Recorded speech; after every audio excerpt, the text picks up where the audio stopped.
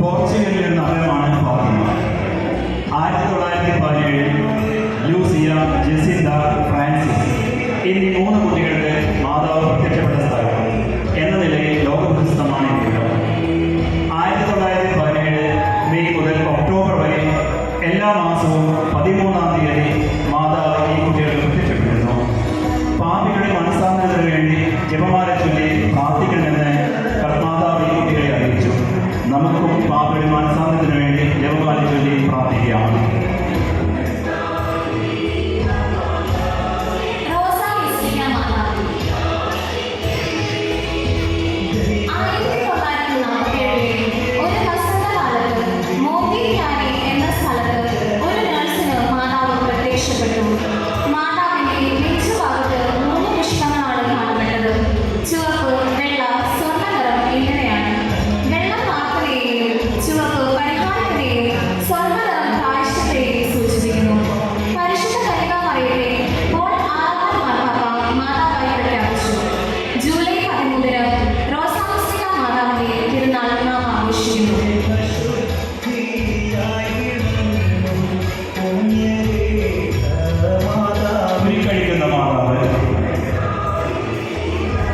ജീവിതത്തിലെ കുരുക്കുകളെ നിന്റെ കരുണ നിറഞ്ഞ കണ്ണുകളാൽ കടാക്ഷിക്കണമേ എന്ന ഭക്തിസാന്ദ്രമായ പ്രാർത്ഥന നാം എത്രയോ ഭക്തിയോടെ ചൊല്ലുന്നു.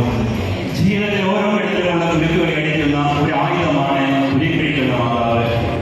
1700-നടുത്ത് കെഹമൻ വെൽബ വരച്ച ചിത്രമാണ് ഉരുക്കഴിക്കുന്ന മാതാവിൻ്റെത്. ഒരു കത്തോലിക്ക കുടുംബത്തിലെ അംഗം തന്റെ വിവാഹബന്ധ തകർച്ചയുടെ വക്കിലെത്തിയപ്പോൾ മാതാവിനെ മാധ്യസ്ഥം തേടിയപ്പോൾ സമാധാനം പുനഃസ്ഥാപിക്കപ്പെട്ടു. അതിന്റെ അനുസരണമായാണ് ഈ ചിത്രം വരയ്ക്കപ്പെട്ടത്. ജർമ്മനിയിൽ വിദ്യാർത്ഥിയായതിനെ ഈ ചിത്രം കണ്ട ഫ്രാൻസിസ് മാർപ്പാപ്പ പിന്നീട് ലത്തീൻ അമേരിക്കയിൽ അതിനെ ഉറക്കെ പ്രചരിപ്പിച്ചു.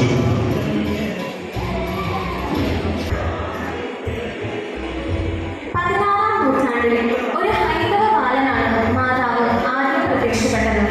തമിഴ്നാട്ടിലെ നാഗപട്ടണത്തിലാണ് വേളാങ്കണ്ണി പള്ളി സ്ഥിതി ചെയ്യുന്നത്. കിഴക്കേ ലോകത്ത് എന്ന് വേളാങ്കണ്ണി പള്ളിയെ വിശേഷിപ്പിക്കുന്നു. ജാതി മതഭേദമന്യേ എല്ലാവരും അമ്മയുടെ അനുഗ്രഹം പ്രാപിക്കുന്നു. വേളാങ്കണ്ണി മാതാവ് ആരോഗ്യ മാതാവ് എന്ന പേരിലും അറിയപ്പെടുന്നു.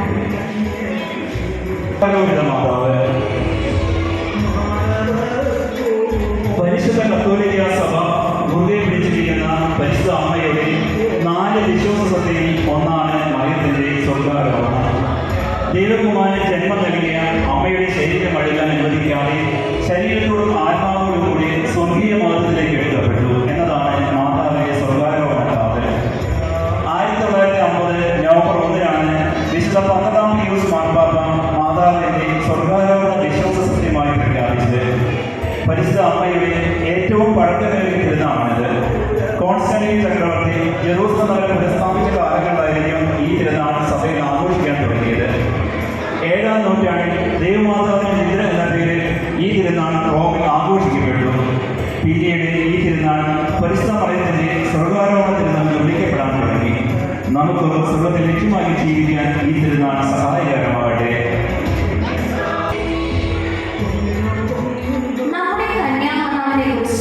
നാം ചിന്തിക്കുമ്പോൾ എല്ലാ കൃപകളുടെയും മധ്യസ്ഥ എന്ന് മാത്രമല്ല എല്ലാ ശക്തിയും നൽകപ്പെട്ടിരിക്കുന്ന രാജ്ഞി കൂടിയാണ്.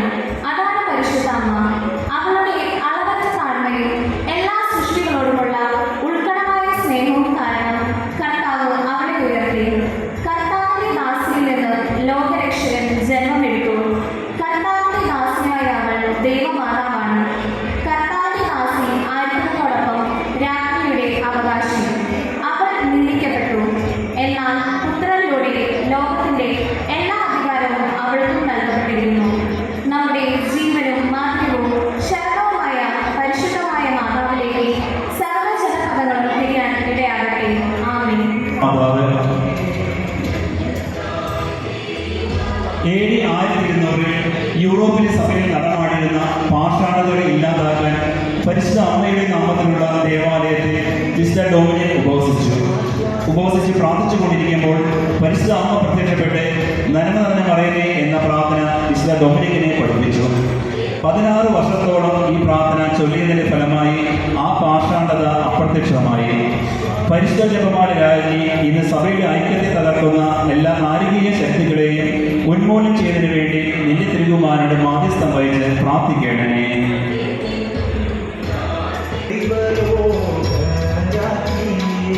മംഗളവാർത്ത മാതാവ്.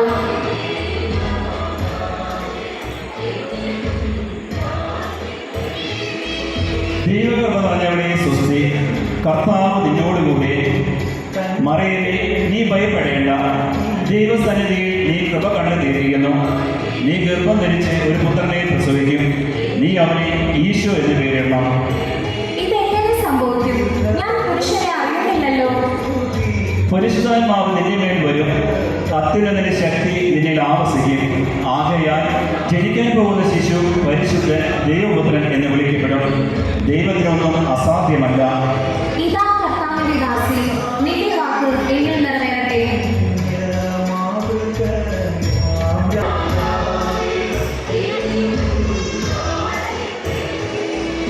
ലോകത്തിലെ ഏറ്റവും പ്രശസ്തമായ മരിയൻ തീർത്ഥാടന കേന്ദ്രങ്ങളിൽ ഒന്നാണ് ഫ്രാൻസിന്റെ തെക്കു പടിഞ്ഞാറ് ഭാഗത്തായി സ്ഥിതി ചെയ്യുന്ന ലൂർദ്.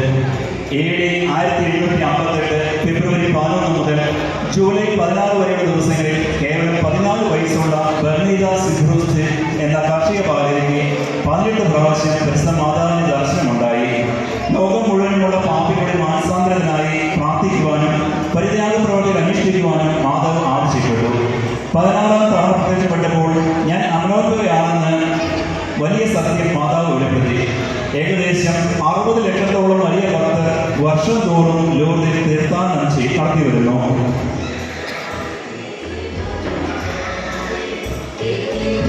കർമ്മല മാതാവ്.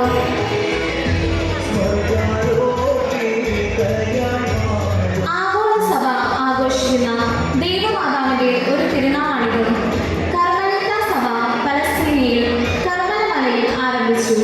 കുരിശുയുദ്ധകാലത്ത് യൂറോപ്പിൽ വളർന്നു. യൂറോപ്പിൽ ഈ സഭയ്ക്ക് അല്പം എതിർപ്പ് നേരിടേണ്ടി വന്നു. ഇംഗ്ലണ്ടിലെ ഐസ്വുഡ് ആശ്രമത്തിൽ ജീവിച്ചിരുന്ന വിശുദ്ധ സൈമൺ സ്റ്റോക്ക് ആയിരുന്നു അന്നത്തെ സുപ്പീരിയർ ജനറൽ. അദ്ദേഹം ഇങ്ങനെ പ്രാർത്ഥിക്കുമായിരുന്നു: കാർമലിലെ സുന്ദര കുസുമി, ഫലസമ്പൂർണ്ണയായ മുന്തിരി, സ്വർഗത്തിന്റെ അന്യദൃശ്യവും നിർമ്മലവുമായ തേജസ്സേ, ഇന്നത്തെ ആവശ്യങ്ങളിൽ എന്നെ സഹായിക്കണമേ. സമുദ്രകാരനെ എന്നെ സഹായിക്കണമേ, രക്ഷിക്കണമേ. അങ്ങ് എൻ്റെ അമ്മയാണെന്ന് കാണിച്ചു തരണമേ. 1251 ജൂലൈ 14-ാം തീയതി അർദ്ധരാത്രി സൈമൺ സ്റ്റോക്ക് പ്രാർത്ഥിച്ചുകൊണ്ടിരിക്കുമ്പോൾ മാനവഗണങ്ങളുടെ അകമ്പടിയോടുകൂടി കർമ്മല മാതാവ് പ്രത്യക്ഷപ്പെട്ടു. കർമ്മല ഉത്തരീയം നൽകിക്കൊണ്ട് പറഞ്ഞു: എൻ്റെ സാമൂഹികത്തിന്റെ അടയാളവും രക്ഷയുടെ അച്ചാരവുമായ ഈ കർമ്മല ഉത്തരീയം സ്വീകരിക്കുക. ഈ ഉത്തരീയം ധരിച്ചു മരിക്കുന്നവർ നശിക്കുകയില്ല.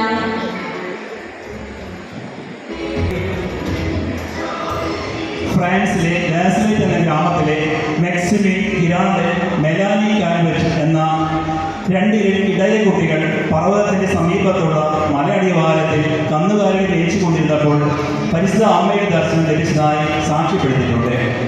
1846 സെപ്റ്റംബർ 19 നടന്ന ദർശനത്തിൽ പരിശുദ്ധ മാതാവ് കരഞ്ഞുകൊണ്ട് വരാനിരിക്കുന്ന ദുരിതങ്ങളെക്കുറിച്ച് മുന്നറിയിപ്പ് നൽകി.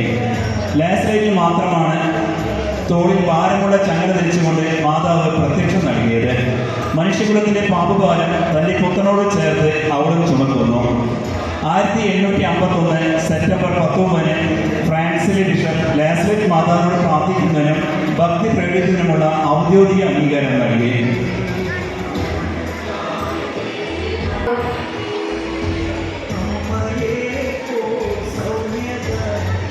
തന്റെ മാതാവിന്റെ ഉദരത്തിൽ ഉത്ഭവിച്ച ആദ്യ നിമിഷം മുതൽ ക്രിസ്തുവിന്റെ അമ്മയായ കന്യകാമറിയം എല്ലാ പാപങ്ങളിൽ നിന്നും മോചനം പ്രാപിച്ചിരുന്നു എന്ന സങ്കല്പത്തെ അമലോത്ഭവം എന്ന് പറയുന്നു.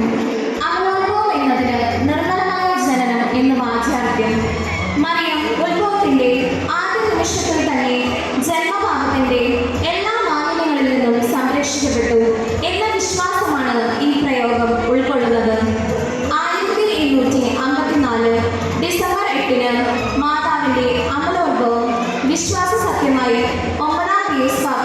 പ്രഖ്യാപിച്ചു. മറിയത്തിന്റെ ജീവിതം തുടങ്ങുന്നത് പരിശുദ്ധാത്മാവിലാണ്